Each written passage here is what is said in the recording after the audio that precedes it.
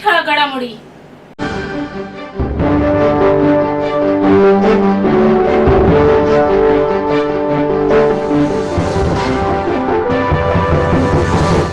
महाप्रीत मार्फत ठाणे समूह गृहनिर्माण प्रकल्प राबवून त्या माध्यमातून मोठ्या प्रमाणावर परवडणारी घरे बांधण्याचा निर्णय काल झालेल्या मंत्रिमंडळ बैठकीत घेण्यात आला आहे.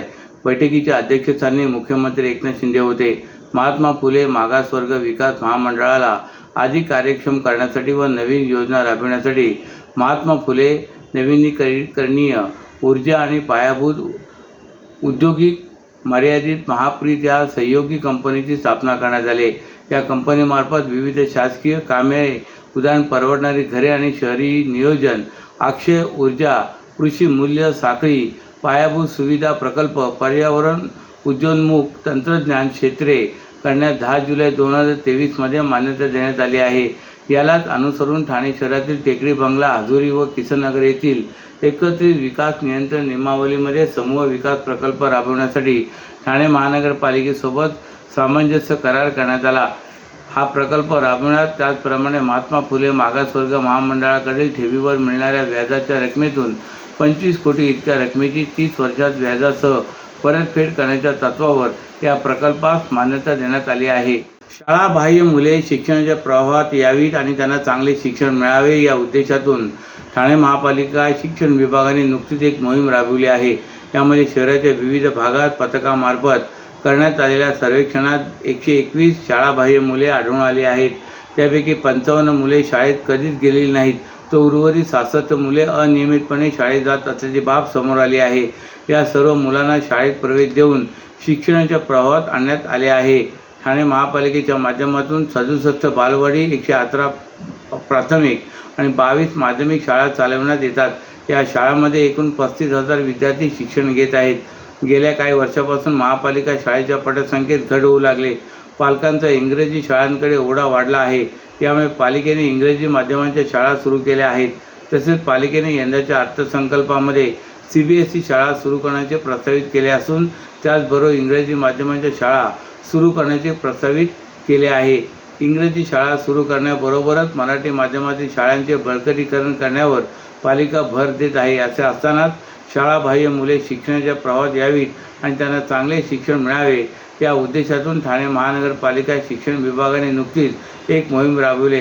या मोहिमेसाठी पथके नेमण्यात आली होती. या पथकाने शहराच्या विविध भागात जाऊन शाळाबाह्य मुलांचा शोध घेतला. सर्वेक्षणात 121 शाळाबाह्य मुले आढळून आली आहेत. त्यापैकी 55 मुले शाळेत कधीच गेली नसल्याचे समोर आले असून यामध्ये मुलांचे प्रमाण सर्वाधिक म्हणजेच 37% इतके आहे. तसेच 66 मुले 1 महिना किंवा त्यापेक्षा जास्त दिवस अनियमितपणे शाळेत जात असल्याचे समोर आले असून यामध्ये मुलांचे प्रमाण सर्वाधिक म्हणजे 35% इतके आहे. ठाणे ग्रामीण पोलिसांच्या अंतर्गत असलेल्या शहापूर पोलीस ठाण्यातील पोलीस हवालदार संतोष मोरे या लाचलुचपत विरोधी पथकाच्या ब्युरोच्या ठाणे विभागाने 30,000 रुपयांची लाच स्वीकारताना अटक केली. या घटनेतील तक्रारदार यांच्यावर शहापूर पोलीस स्टेशन येथे दाखल असलेल्या गुन्ह्यामध्ये त्यांना मदत करण्यासाठी लोकसेवक संतोष मोरे यांनी तक्रारदार यांच्याकडे 40,000 रुपये लाचेची मागणी केली होती. मात्र तडजोडीच्या अंती 30,000 रुपये लाचेच्या रकमेचा स्वीकार करणार असल्याचे 17 ऑक्टोबर रोजी केलेल्या पडताळणीमध्ये निष्पन्न झाले. त्या अनुषंगाने 19 ऑक्टोबर 2023 रोजी केलेल्या सापळा कारवाईमध्ये लोकसेवक संतोष मोरे यांना शहापूर पोलीस स्टेशनच्या आवारात सकाळी 11:15 वाजण्याच्या सुमारास लाचेची रक्कम 30,000 रुपये स्वीकारताना रंगेहात अटक करण्यात आले. त्याच्या विरुद्ध पुढील कायदेशीर कारवाई शहापूर पोलीस स्टेशन येथे करण्यात येत आहे. या प्रकरणी मार्गदर्शन अधिकारी ठाणे लाचलुचपत परिक्षेत्राचे सुनील लोखंडे यांनी केले आहे. TJSB सौर शक्ती कर्ज गो ग्रीन, करा वीज बिलावर बचत. आकर्षक व्याजदर, 84 महिने परतफेड कालावधी, 80% लोन, व्यावसायिक आणि उद्योजकांकरता सुद्धा.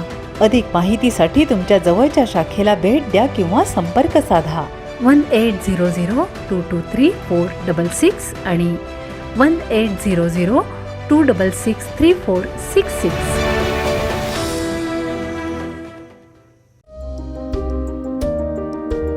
আমার নাম সুলতানা খাতুন। আমার বাচ্চার বয়স 2.5 বছর। আমার বাচ্চা ইঞ্জেকশন টাইমে নিত। আমার বাচ্চার শরীর অসুস্থ হওয়ার কারণে আমার বাচ্চা কিছু ইঞ্জেকশন নিতে পারেনি। আমি খুব ভয় পেয়ে গেছিলাম এটা নিয়ে, আমি কি করব, অনেক কিছু হয়ে গেছে। তারপর আমি দেখলাম আমি কি করে কি করতে পারবো। আশাদি আমার বাড়িতে আসলো, আশাদি আমাকে জানালো মিশন ইন্দ্রধনুষ একটি ক্যাম্প বসছে বাচ্চাদের জন্য, যেখানে আমি নিয়ে গেলাম। নিয়ে যেতে আমার বাচ্চার যে কটা টিকা বাকি ছিল সেগুলো সব দেওয়া হলো। তাতে বাচ্চা আমার অনেক ভালো হলো, আমার বাচ্চা সুস্থও আছে। আমি ধন্যবাদ করতে चाई आसादीके एवं मिशन इंद्रधनुषके। सर्व नागरिकांना आवाहन करण्यात येत आहे की सध्या डासांमार्फत पसरणाऱ्या डेंग्यू या आजाराचा प्रसार रोखण्यासाठी प्रत्येकाने पुढील प्रमाणे कार्यवाही करावी। डेंग्यू आजार एडिस इजिप्ती हा डास चावल्याने होतो। या डासांची पैदास साचलेल्या किंवा साचवलेल्या स्वच्छ पाण्यामध्ये होते। 8 दिवसांपेक्षा जास्त दिवस पाणी उघडे व साचून राहिल्यास त्यात डास अंडी घालतात। अंड्यांच्या अळ्या तयार होऊन पुढे डास तयार होतात। यासाठी आपल्या घरातील पाणी साठे उदाहरणार्थ बॅरल्स, पिंपे, टाक्या, हौद, रांजणे इत्यादी दर आठवड्याला रिकामे करून घासून पुसून कोरडे करून पुन्हा भरावे। 1 दिवस कोरडा दिवस म्हणून पाळावा। पाणी साठ्यांना घट्ट झाकणे बसवावीत किंवा जुनी साडी, चादर, धोतर यांनी बांधून झाकून ठेवावीत, म्हणजे डास त्यात जाऊन अंडी घालणार नाहीत। घराच्या गच्चीवर, आजूबाजूला, अंगणात कोठेही पाणी साचू देऊ नये। भंगार सामान उघड्यावर टाकू नये, उदाहरणार्थ टायर्स, प्लास्टिक सामान, कुंड्या, टाकाऊ वस्तू इत्यादी। अशा सामानात पावसाचे पाणी साठून त्यात डेंग्यूच्या डासांची पैदास होते। घरातील कूलर्स, फ्रीजच्या पाठीमागील ट्रे हे देखील वेळोवेळी कोरडे करावेत। लक्षात ठेवा, नुसत्या फवारणीने डास घनता कमी होत नाही, तर त्यासाठी डास पैदास ठिकाणे नष्ट करणे ही आपल्या सर्वांची जबाबदारी आहे। कोणताही ताप अंगावर न काढता जवळच्या शासकीय रुग्णालयात मोफत औषधोपचार घ्या। अशा प्रकारे नागरिकांनी सहकार्य केल्यास डेंग्यूचा प्रसार रोखणे सहज शक्य आहे। गुरुवर्य धर्मवीर आनंद दिघे साहेबांनी ठाण्यातील टेंभी नाका येथे भक्तीचा जागर भरवला आणि नामदार मुख्यमंत्री एकनाथजी शिंदे साहेबांनी तो जागवला। अशी नवसाला पावणारी टेंभी नाक्याची आई दुर्गेश्वरी वेळ आली आहे तिच्या समोर नतमस्तक होण्याची। घाट घालू किती वाट पाहू किती लाट मायेची होऊ नये। कणा कणात तू मना मनात तू जीवाशी वात तू अंबे। धावा ऐकून भक्ताचा हाकेला धावू नये। ओढ साठली डोळ्यात मन भेटीला तू रहे। तुला पाहू किती गुण गाऊ किती, तुला पाहू किती गुण गाऊ किती। तुझ्या पायाशी आम्हा राहू दे आई जगदंबे, आई जगदंबे, आई जगदंबे, आई जगदंबे। जिल्हा परिषद ठाणे ग्रामीण भागातील शासकीय कामकाजात महत्त्वाची भूमिका बजावत असते। मात्र ठाणे जिल्हा परिषदेची मुख्य इमारत अति धोकादायक असल्याने मार्च 2019 रोजी इमारत पाडण्यात आली। या ठिकाणी नवीन प्रशासकीय इमारत उभारण्यात येणार आहे। या नवीन इमारतीसाठी प्रस्ताव व तांत्रिक मान्यते शासनाची मंजुरी मिळाली असून यासाठीची निविदा प्रक्रिया लवकरच सुरू होणार असल्याचे मुख्य कार्यकारी अधिकारी मनोज जिंदल यांनी सांगितले। जिल्हा परिषद ठाणे येथील इमारत 1965-66 साली बांधण्यात आली होती। जिल्हा परिषदेच्या मुख्य इमारतीचे 2019 मध्ये स्थापत्य विषयक लेखा परीक्षण करण्यात आले। 54 वर्ष झाल्याने इमारत धोकादायक अवस्थेत असल्याचे स्पष्ट झाले। त्यानंतर जिल्हा परिषद प्रशासनाने नव्या इमारत संदर्भातील प्रस्ताव शासनाकडे पाठविला। त्या प्रस्तावाला शासकीय मान्यता मिळाली असून 73 कोटी 25 लाख 37 हजार रुपयांची प्रशासकीय मान्यता मिळाली आहे। तसेच 62 कोटी 64 लाख 66 हजार 163 रुपयांची तांत्रिक मान्यता सार्वजनिक बांधकाम विभागाकडून मिळाली आहे। नव्या इमारतीमध्ये सर्व विभाग समन्वयाने काम करू शकणार असल्याने कामकाज सुरळीत होईल असा विश्वास जिंदल यांनी व्यक्त केला आहे। महाराष्ट्र राज्याचे मुख्यमंत्री एकनाथ शिंदे यांच्या मार्गदर्शनाखाली व सन्मान युवा प्रतिष्ठानचे अध्यक्ष व ओवळा माजिवडा विधानसभा क्षेत्राचे शहर प्रमुख श्री राजू फाटक यांच्या वतीने सालाबादप्रमाणे यंदाही वर्तकनगर परिसरातील ठाणे महानगरपालिका शाळा क्रमांक 47च्या मैदानावर शारदीय नवरात्र उत्सव 2023चे आयोजन करण्यात आले आहे. नवसाला पावणारी देवी अशी ख्याती असलेल्या या देवीच्या दर्शनासाठी ठाणे शहराच्या कानाकोपऱ्यातून भाविक दर्शनासाठी येत असतात. 9 दिवस चालणाऱ्या या नवरात्र उत्सवात महिलांसाठी विविध सांस्कृतिक उपक्रमाचे आयोजन तसेच जागरण गोंधळ आदी उपक्रमाचे आयोजन मंडळाच्या वतीने करण्यात येते. या उत्सवाचे यंदाचे 24वे वर्ष असून या देवीच्या दर्शनासाठी विविध मान्यवर राजकीय नेते आपली उपस्थिती दर्शवित असतात. तसेच रात्री रास गरब्याचे आयोजन मंडळाच्या वतीने करण्यात येते. या रास गरब्याला परिसरातील महिलांचा उत्स्फूर्त प्रतिसाद मिळत असल्याची माहिती मंडळाचे अध्यक्ष राजू फाटक यांनी दिली.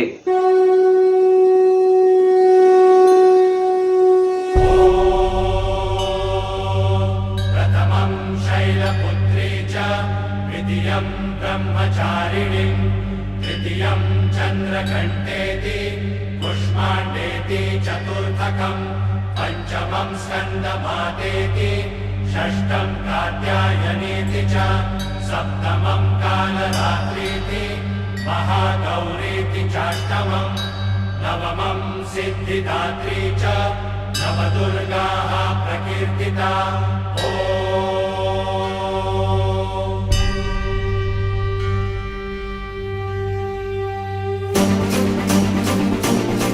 काय सांगाल, शारदीय नवरात्र उत्सवाचं आयोजन सालाबादप्रमाणे यंदाही केलेलं आहे.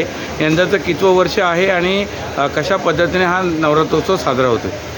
आपल्या अंबेमातेचं आगमन हे दरवर्षीप्रमाणे यावर्षी 24वं वर्ष आहे आणि आगमन पण आपण अंबेमातेचं जोरदार करतो.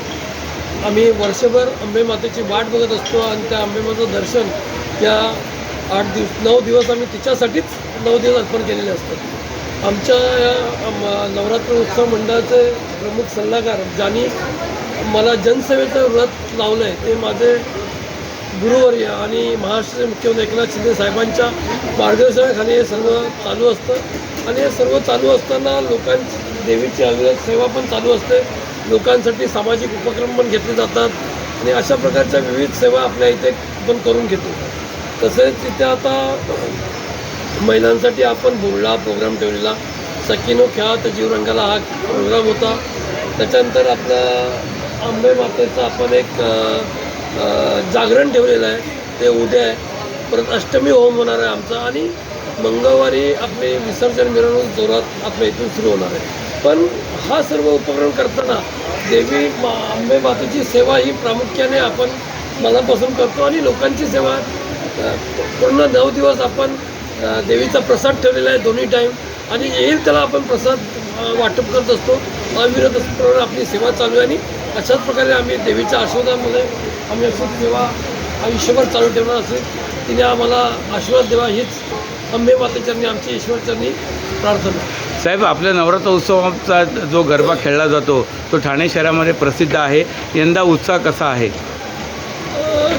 गेले 2-3 वर्ष करोनामुळे लोक भयभीत झाली होती, पण महाराष्ट्राचे मुख्यमंत्री एकनाथ शिंदेसाहेब झाल्यामुळे सगळे हिंदू सण किंवा दुसऱ्या समाजातील सण हे एकदम म्हणजे कुठची बंधनं न ठेवता राखले गेले. त्यामुळे लोकांचा उत्साह भरपूर आहे. लोकांची त्याच्यामध्ये आपल्या हिंदू सणामध्ये सहभाग घेण्याचा वाटा पण भरपूर आहे आणि चांगल्या प्रकारे सांस्कृतिक प्रोग्राम देवीची सेवा चालू आहे. देवीकडे काय साकडं घातले? देवीकडे साकडं एकच की महाराष्ट्राचे मुख्यमंत्री एकनाथ शिंदे साहेब हे पुढचे 5 वर्ष पण मुख्यमंत्री आहोत की देवीकडे आपण साकडं घातलेलं आहे आणि साहेबांच्या हाती महाराष्ट्राची सेवा ही अविरत अशीच चालू राहो ही देवीकडे आम्ही साकडं घातलेलं आहे.